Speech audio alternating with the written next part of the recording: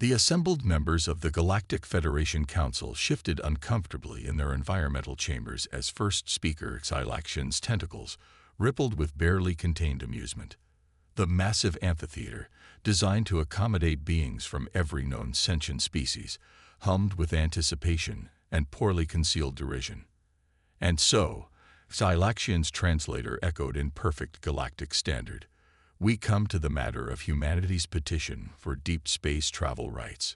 A wave of clicking, humming, and bioluminescent flashing swept through the chamber, the equivalent of knowing chuckles from dozens of species. Ambassador Diana Chen maintained perfect composure, though her jaw tightened almost imperceptibly. After 2 years of representing humanity to the Federation, she had learned to read the subtle signs of condescension in even the most alien of expressions. "The Council has reviewed Earth's technological progress," Xylaxian continued, "and we have decided to assist your species in joining the galactic community." The tentacles writhed in what Chen had come to recognize as smugness. In the observation gallery, Federation representatives from a dozen worlds watched with predatory interest. The Arxians' crystalline forms sparkled with anticipation, while the gaseous nebulons swirled in their containment fields with barely contained mirth. "We present to humanity the Starship Dauntless," Xylaxian announced, as a hologram materialized in the center of the chamber. Chen's diplomatic mask cracked for just a moment. The vessel looked ancient, its hull a patchwork of different materials and repair jobs. Even to her untrained eye, it appeared to be held together by little more than hope and whatever passed for space-grade duct tape in the Federation.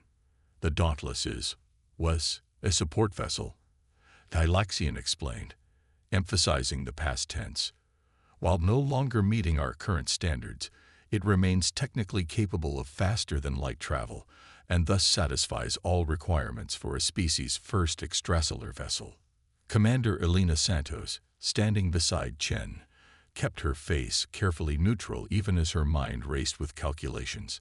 As Earth's chosen captain for humanity's first faster-than-light vessel, she had expected something challenging. This was beyond challenging. This was an insult wrapped in a trap. "We accept this generous gift," Chen replied smoothly, years of diplomatic training evident in every syllable. "Humanity is grateful for the Federation's guidance." As they left the chamber, Santos fell into step beside Chen. "They expect us to fail," she murmured, just loud enough for the ambassador to hear. "They expect us to either blow ourselves up or limp back to Earth with our tails between our legs," Chen confirmed. "Either way, they think it will keep us quiet and humble for another few decades." Santos' lips curved into a slight smile. "They really don't understand humans at all, do they?" 3 days later, the Dauntless hung in Earth orbit, looking even more decrepit up close. Santos stood in what generously could be called the bridge, surrounded by her hand-picked crew. Dr. Raj Patel, their chief engineer, was already elbow-deep in an access panel, muttering to himself in a mixture of Hindi and English. "Well?" Santos asked, watching as Patel extracted something that looked like a cross between a circuit board and a jellyfish. "They're patronizing idiots," Patel announced cheerfully, holding the component up to the light. "This isn't just old tech. It's deliberately hobbled old tech. They didn't just give us a junker. They gave us a junker they actively made worse." Dr. Sarah Martinez, their quantum physicist, peered at the holographic readouts floating above her station. "The quantum core is running at maybe 2% capacity. They've got governors on governors on governors. Can we fix it?" Santos asked, though she already knew the answer. She hadn't chosen this crew for their ability to accept limitations. Patel's grin turned predatory. "Fix it, Captain. We're going to do so much more than fix it. They gave us quantum technology, thinking we'd be limited by their artificial constraints. But you know what they forgot." "What's that, Doctor?" "Humans wrote the book on thinking outside the box, and they just handed us a very interesting box indeed." In the ship's mess hall, really more of a closet with pretensions, Santos later met with her senior staff. The holographic display showed the Dauntless's systems in excruciating detail, most of them flashing various shades of red and yellow. They thought they were being clever, Martinez explained, manipulating the display. The quantum core isn't just limited. It's limited in ways they thought would be impossible for a primitive species to understand, let alone modify. But, Santos prompted, recognizing the excitement in her physicist's voice. But they based those limitations on their understanding of physics. They never considered that our primitive approach might actually be an advantage. We're not constrained by their preconceptions of what's possible. Patel jumped in, his hands dancing through the hologram. The whole ship is like this. They used quantum technology for everything, even basic maintenance systems, because to them it's simple, reliable tech. But they use it in the most straightforward, unimaginative ways possible. And we're going to use it differently, Santos concluded, beginning to share her crew's enthusiasm. Very differently, Martinez confirmed. The quantum core they gave us, it's not just an engine. It's a gateway to manipulating the fundamental forces of reality. They're using a quantum computer to do basic arithmetic. How long? Santos asked. Patel and Martinez exchanged looks. 2 weeks to remove their limitations, Patel said. Maybe another 2 to implement our improvements. You have 1 week, Santos replied. The Federation observers arrived then for our first supervised flight test. As her crew dispersed, Santos remained in the mess hall, studying the hologram of their battered vessel. The Federation thought they had given humanity a lesson in humility. Instead, they had handed humans exactly what they needed: a challenge, a source of inspiration, and most importantly, something to prove wrong. In the darkness of space, the Dauntless's quantum core pulsed with a dim blue light, like a heart beginning to beat with new purpose. The Federation's gift was about to become something they never imagined possible, because they had never imagined humans. The Dauntless's engine room resembled a crossroads between a quantum physics lab and a mechanics garage. Dr. Raj Patel stood in the center of the organized chaos, surrounded by holographic diagrams and dismantled quantum components. His normally pristine lab coat was stained with various substances, some of which technically existed in multiple quantum states simultaneously. The quantum core isn't just an engine, he explained to Commander Santos, gesturing at a pulsing crystalline structure suspended in a containment field. It's a reality modification device that they've been using like a steam engine. Santos watched as the core shifted colors, its crystalline lattice rearranging itself in patterns that hurt her eyes to follow. And you think you can make it do more? We already have, Dr. Martinez interjected, emerging from behind a bank of monitors. Watch this. She tossed a wrench toward the quantum core. Instead of hitting the containment field, the wrench shifted. For a brief moment, it existed in multiple locations at once before settling gently on a workbench. Probability manipulation, Martinez explained, grinning. The quantum core doesn't just power the ship. It can alter the fundamental nature of reality within its influence sphere. The Federation uses it in the most basic way possible. Push energy in, get movement out. But we've discovered it can do so much more. Patel picked up the wrench, which now seemed to shimmer slightly. They gave us quantum technology thinking we'd be limited by our understanding of quantum mechanics. But here's the thing about humans and quantum mechanics. We've never let our inability to fully understand something stop us from using it. The ship's new AI interface, a quantum-based system they'd cobbled together from the maintenance routines, manifested as a shifting geometric pattern. Dr. Patel's modifications have increased our probability manipulation capabilities by 3,721%, it reported. Also, I have developed what humans call a sense of humor. Would you like to hear a quantum physics joke? Later, ARIA, Santos said, having learned from experience that the AI's attempts at humor often involved puns that existed in multiple quantum states simultaneously. Show me what else you've done to my ship. The engine room's holographic displays lit up, showing the Dauntless's new systems. What had once been a simple FTL drive now incorporated technology that the Federation had considered too basic to even remove. Maintenance systems had been repurposed into reality stabilizers. Waste recyclers now functioned as quantum probability filters. They thought they were giving us a children's toy, Paddle said, his hands dancing through the holographic controls. But they forgot that human children have a habit of taking toys apart to see how they work, and then putting them back together to do things they were never designed to do. Martins pulled up another display, this one showing energy readings that seemed to defy several laws of physics. The quantum core's base functions were limited by software locks, which, by the way, were insultingly simple to bypass. But the hardware is capable of things they never even considered. Such as, Santos prompted, though she was beginning to suspect she knew the answer. Such as this, Paddle said, activating a sequence of commands. The engine room briefly shifted out of phase with reality, existing in multiple probability states before settling back. We're not just traveling through space anymore, Captain. We're negotiating with reality itself.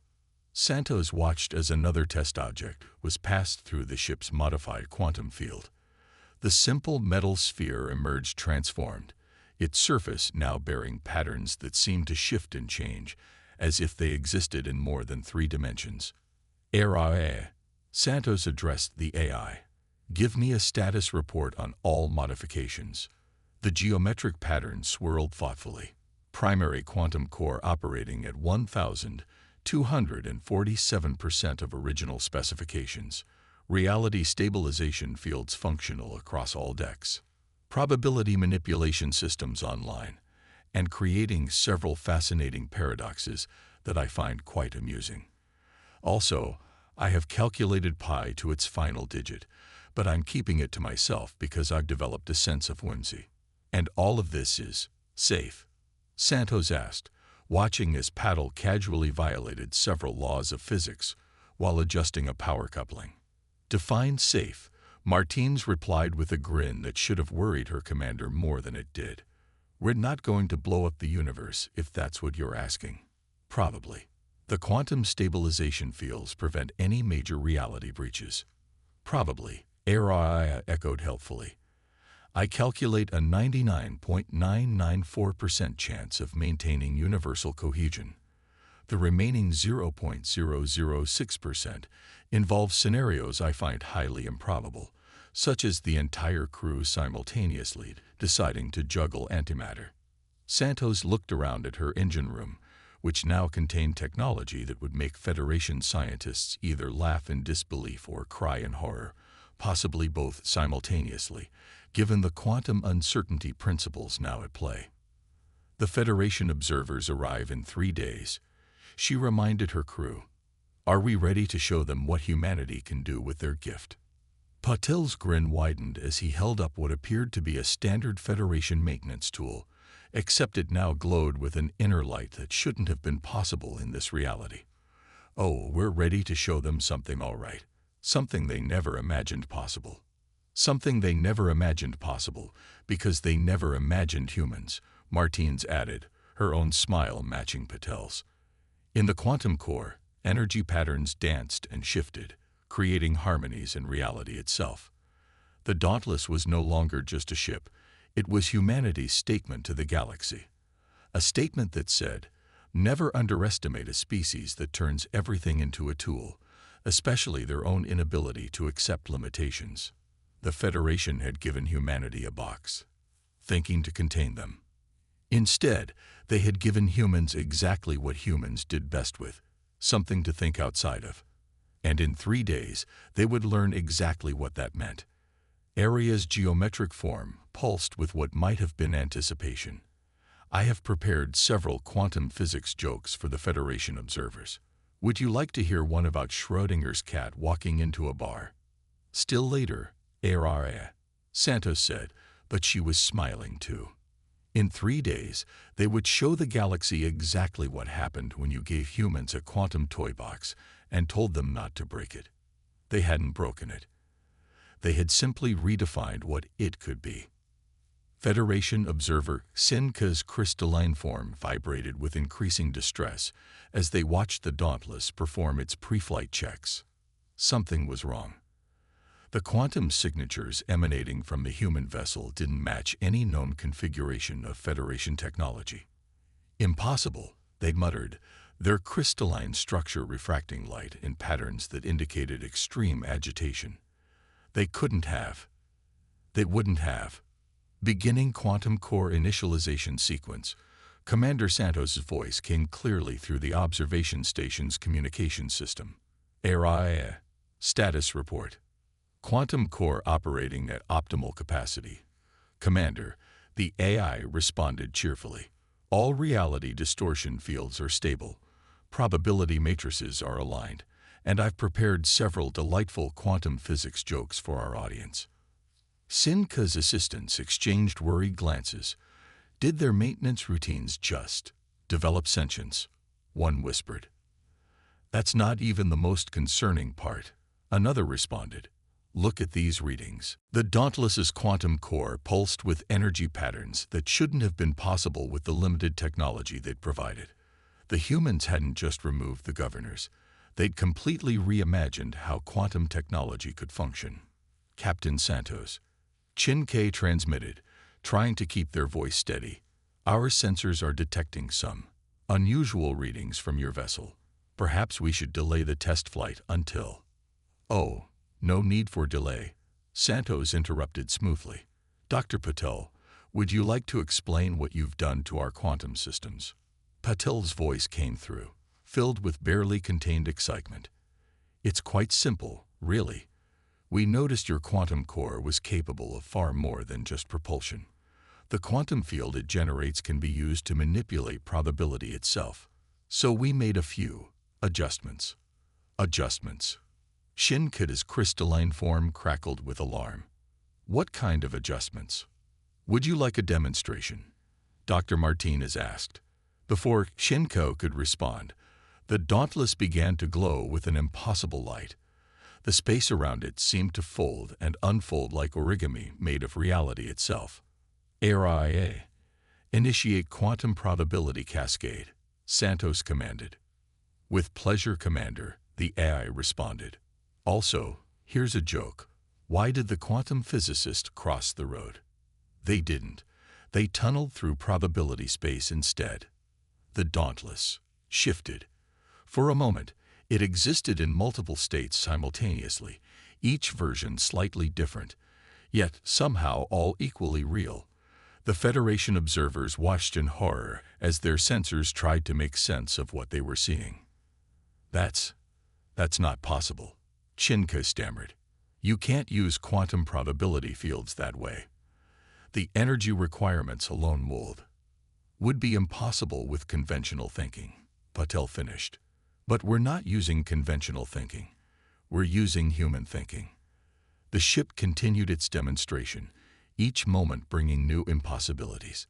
The quantum core, once limited to simple propulsion, now sang with harmonies that resonated through the fabric of space-time itself. Reality around the vessel became less of a rigid framework and more of a suggestion. You see, Martinez explained, clearly enjoying the observer's reaction. When you gave us quantum technology, you thought we'd be limited by our understanding of quantum mechanics. But here's the thing about humans. We've been working with quantum mechanics since before we fully understood it. We don't let our inability to completely comprehend something stop us from using it. Shinko watched in mounting horror as the Dauntless performed maneuvers that shouldn't have been possible. The ship wasn't just moving through space, it was negotiating with probability itself, finding paths that existed between the possible and the impossible. HFY. Santos called. Show them the quantum slip. Initiating quantum slip, the AI responded. Everyone please note that reality will be slightly malleable for the next few moments. Also, I've calculated a new joke about Heisenberg's uncertainty principle, but I'm uncertain when to tell it. The Dauntless seemed to blur, its form becoming indistinct as it played with the boundaries between different quantum states. Then, in a movement that made several Federation observers question their sanity, It appeared to step sideways through reality itself. "We found," Paddle explained to the stunned observers, "that quantum probability fields can be used to select favorable outcomes from multiple possible realities. The ship isn't just traveling through space anymore. It's choosing which version of space it wants to travel through." Martinez added, "Think of it as quantum navigation. Why go around an obstacle when you can simply shift to a probability state where the obstacle isn't in your path?" The Federation observation station sensors were reporting readings that made no sense. The Dauntless was simultaneously in multiple locations, operating at energy levels that should have been impossible, and apparently carrying on a philosophical debate with its own AI about the nature of quantum humor. But the maintenance systems, Shinko protested weakly. They were just basic quantum field manipulators. "Exactly," Patil exclaimed. "Basic quantum field manipulators that you used for maintenance. We're using them to maintain our preferred version of reality. Same tools, different application." As the Dauntless continued its demonstration, Shinko realized with growing clarity that the Federation had made a terrible mistake. They had given humans quantum technology, thinking they would be constrained by their primitive understanding. Instead, the humans had taken that technology and reimagined it in ways the Federation had never considered possible. "Would anyone like to hear my joke about quantum entanglement?" Arya asked brightly. "I promise it's simultaneously funny and not funny until you observe it." The Federation observers watched in silence as humanity showed them exactly what happened when you gave a primitive species tools you thought they couldn't possibly understand. The humans hadn't just understood them. They had transformed them into something entirely new. The quantum revolution had begun, and it wore a human face. The Galactic Federation Council chamber had never been so silent. Hundreds of species, representing the most advanced civilizations in known space, watched in stunned silence as the Dauntless performed maneuvers that violated what they had considered immutable laws of physics. Commander Santos stood at the center of the chamber, her holographic presence projected from the ship. Behind her, reality itself seemed to bend and flex as the Dauntless demonstrated its new capabilities. "As you can see," she explained calmly, as if she wasn't casually rewriting the rules of quantum mechanics, "we've made some modifications to your generous gift." First speaker Xylaxian's tentacles had gone completely still, a sign of extreme shock in their species. "These modifications," they managed finally, "they are impossible." "Impossible is a very human word." Dr. Patel's voice came through, filled with barely contained glee. "We've always had a rather complicated relationship with it." Araya, show them Program Omega. The ship's AI, now a complex geometric pattern that seemed to exist in multiple dimensions simultaneously, pulsed with excitement. "Initiating Program Omega. Also, I've composed a quantum physics limerick that exists in a superposition of being both clever and terrible." The space around the Dauntless began to ripple. The ship seemed to multiply, existing in multiple states at once, each version slightly different, but somehow all equally real. Then, in a movement that made several council members question their sanity, it appeared to step sideways through reality itself. "You see," Martinez explained, her voice echoing through the chamber, "quantum probability fields don't just affect matter and energy. They affect possibility itself. We're not just choosing where to be in space, we're choosing which version of space we want to be in." The demonstration continued as the Dauntless performed maneuvers that shouldn't have been possible. It phased through solid matter by shifting to probability states where that matter didn't exist. It appeared to be in multiple places simultaneously, each version as real as the next. "The quantum core you gave us," Paddle continued, "wasn't just an engine. It was a key to understanding how reality itself works. And humans, we've always been good at finding new ways to use keys."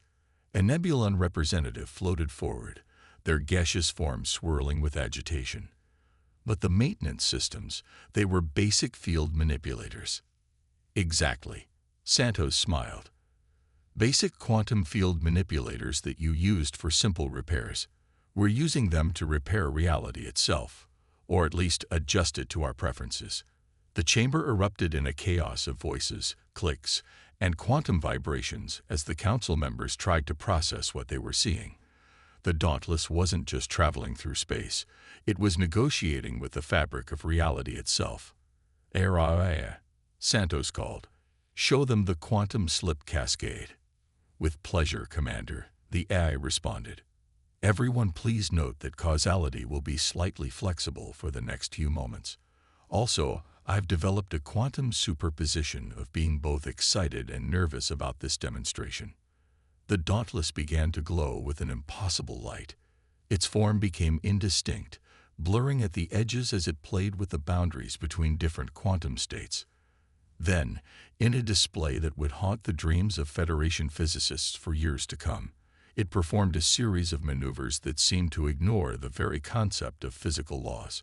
The ship appeared to fold through dimensions that shouldn't exist, creating paths through space-time that the Federation had never imagined possible. It danced through probability fields like a leaf in the wind, each movement defying centuries of established physics. The quantum core's original limitations, Martinez explained to the stunned council, were based on your understanding of how quantum technology should work. But humans, we've never been very good at accepting should. First speaker Xylaxian finally found their voice. You've completely transformed the technology. This goes beyond any known applications of quantum mechanics. Known to you, perhaps, Santos replied with a slight smile. But humans have a long history of doing the impossible.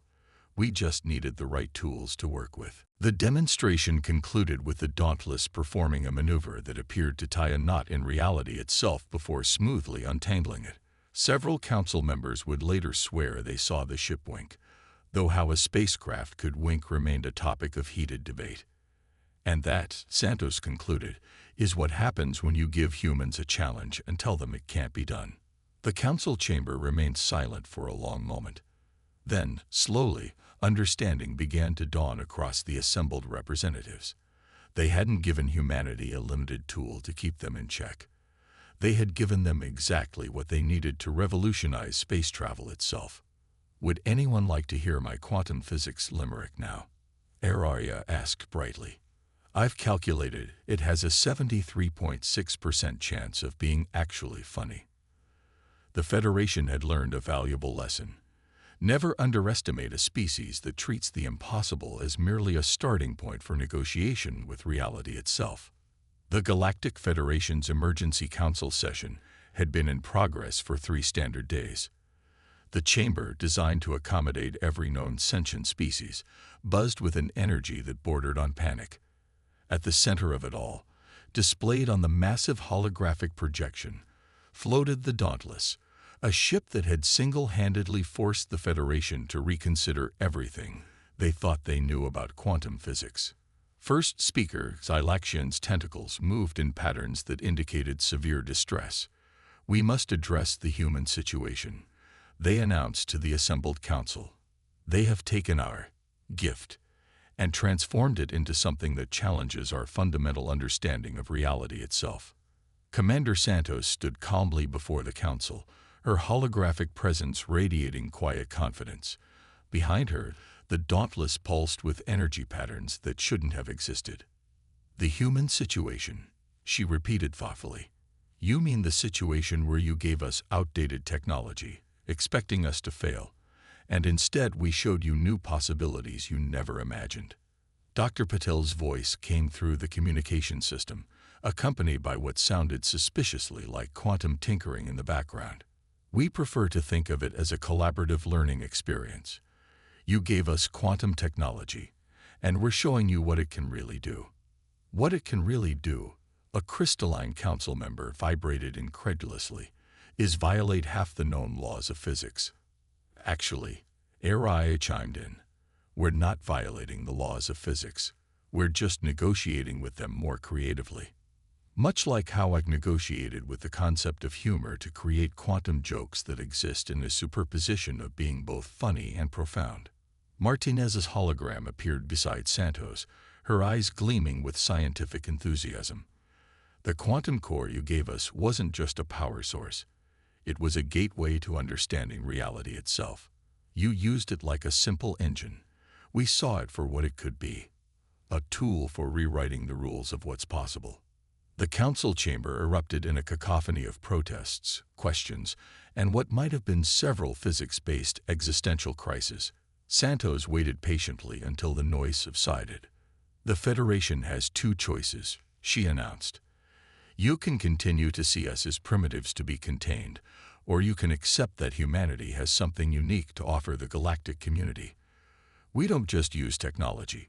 We reimagine it. We don't just accept limitations. We challenge them," Patel added, "and sometimes we turn them into jokes that ARIA finds inexplicably hilarious." The quantum paradox of humor is a fascinating subject, ARIA noted. "Would anyone like to hear my latest attempt at multi-dimensional wordplay?" First speaker Xylaxian raised their tentacles for silence. "You understand what you're proposing. Sharing this technology, these innovations, would fundamentally change how the Federation approaches space travel. Everything we thought we knew about quantum mechanics would need to be reconsidered." "Exactly," Santos smiled. "Change is what humans do best. We take the impossible, make it possible, then ask, what's next?